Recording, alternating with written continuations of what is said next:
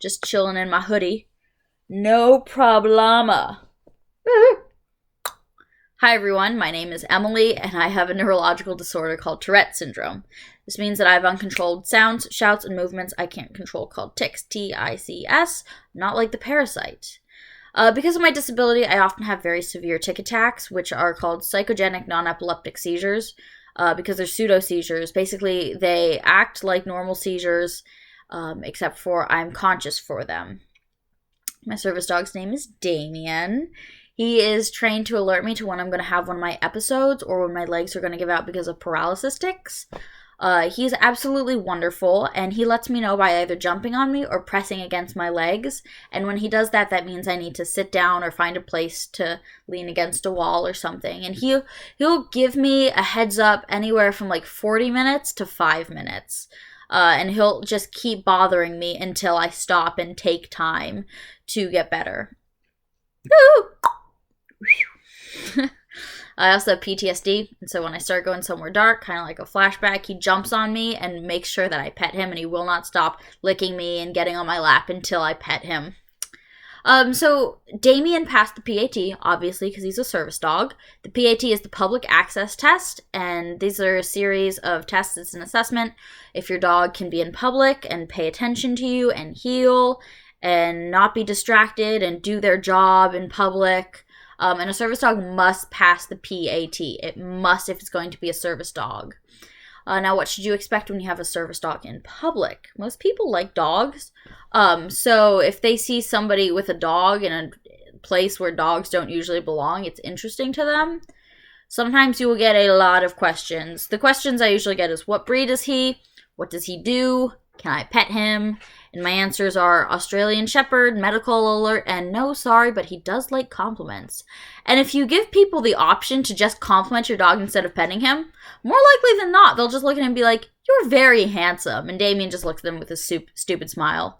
My dog can smile. It's weird. He has like a smiley face. Like a dolphin. Not like a dolphin. Don't support SeaWorld, everybody. Service dogs can be trained from 11 months to 2.5 years. You can get them from a program or owner train. The thing about owner training, though, is you more likely than not cannot just train the dog you have at home. I have a dog at home, Missy. Love her to death. She would be a dreadful service dog. She would be absolutely horrible. So she's a pet, and I ended up getting Damian from a program.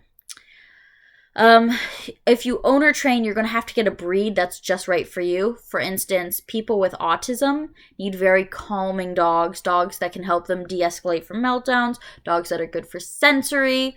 Whereas for me, I have a very high active dog because he's always out with me and we're always active and doing things, and he's very good and very adamant that I take time to have my seizures, because if I try and push it off for too long, they get really bad, and he's very good about taking care of me and making sure I listen to him. And then there are emotional support animals, and emotional support animals are animals tasked with providing comfort for someone. They a lot of times help people with their mental health, but they do not have access to the public. They must stay at home. I do not have anything against ESAs. Actually, Laura's cat Nacho helps her every day with her mental health, and he's done absolute wonders for him, and he's a sweet cat. Public access issues. Let's talk about that. Service dogs are protected by the ADA, or the Americans with Disabilities Act. They are allowed anywhere the public is allowed, except in kitchens or operating rooms. Pretty simple, right? Wrong! Many establishments will not understand these laws, or they just don't want your dog there. You have rights under the ADA that you can be anywhere the public is, and they can only ask you 2 questions. Is this a task-trained dog for a handler with a disability? And what tasks does this dog provide? My answers are yes and medical alert. I could also say seizure alert, but I feel like that's too much information for people.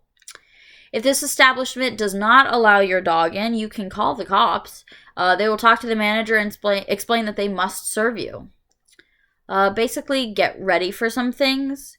Having a service dog is the same responsibility as having any animal. You need to feed, groom, walk, vaccinate your dog, pay attention to it, keep up with vet bills. Having a service dog, it really gave me my life back, and hopefully if you're looking into getting one, it can help you too. If you have any questions, please comment below. If my comment section is not blocked, I don't know why they blocked me. I'm clearly over 18. I just turned 22. My birthday was on the 17th. I'm 22. I'm an old lady. Okay, I digress. Anyways, thank you for letting me speak about my experience, and I hope yours is just as wonderful. Bye.